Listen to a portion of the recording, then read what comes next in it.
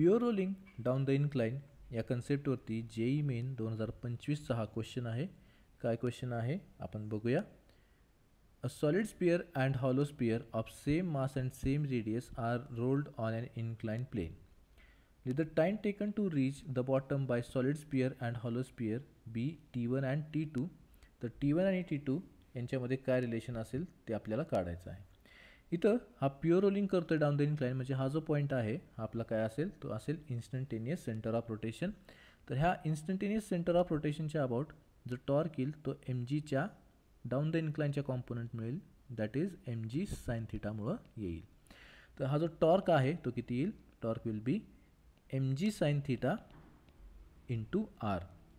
इथून आपल्याला कळतं आहे की टॉर्क जो आहे तो दोघांवरती सेम येतो आहे आणि टॉर्क इज इक्वल टू असतं moment of inertia into angular acceleration. तर alpha is inversely proportional to I हे आपण असं लिहू शकतो.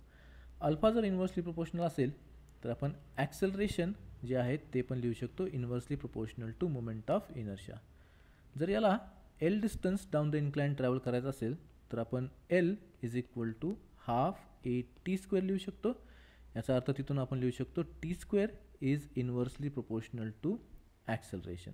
आणि ॲक्सेलरेशन जे आहे ते inversely proportional to moment of inertia आहे, म्हणून आपण तिथून काय लिहू शकतो t square is proportional to moment of inertia. तर इथून आपण लिहू शकतो T1 by T2 is equal to under root of I1 by I2. I1 कशाचा आहे, सॉलिड स्पियरचा आहे, आणि I2 कशाचा असेल, हॉलो स्पियरचा असेल. आणि कुठल्या ॲक्सिसच्या अबाउट असेल, तो या ॲक्सिसच्या अबाउट असेल. तर T1 बाय T2 आपल्याकडे किती येईल, ते येईल under root of 7/5 mr² upon 5/3 mr². तर इथून T1 बाय T2 आपल्याकडे किती येते, अंडर रूट ऑफ 21/25.